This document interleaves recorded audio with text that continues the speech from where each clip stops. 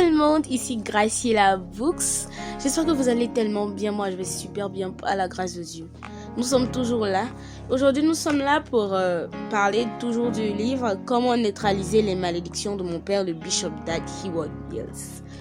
Ok, nous avons appris sur la moitié du chapitre 1 et nous avons appris sur un point. Le point disait les chrétiens modernes doivent avoir un respect correct pour les malédictions. Aujourd'hui, today, nous allons apprendre sur le deuxième point qui dit il est du devoir d'un ministre de Dieu de signaler les malédictions quand elles sont présentes. Pour revoir cela, nous allons prendre Ésaïe 22, le verset 11. Mais vous ne regardez pas vers celui qui a voulu ces choses.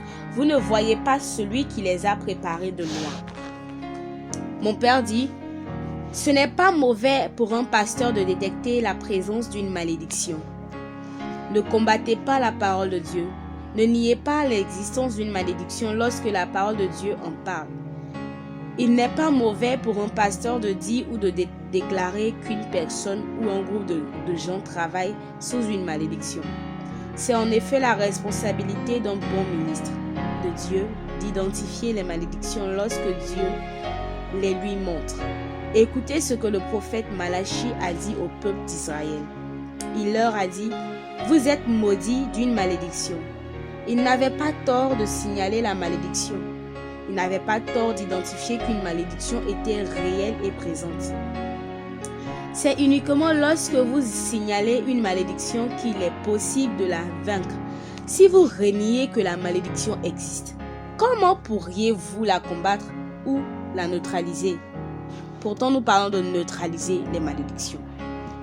Malachie 3, verset 9 dit « Vous êtes frappés par la malédiction et vous me trompez, les nations tout entières. » Le point 3 dit « Ne soyez pas offensés lorsqu'une malédiction est identifiée et signalée. » Mon père dit « À l'époque de Malachie, le peuple de Dieu n'était pas offensé d'apprendre la présence d'une malédiction.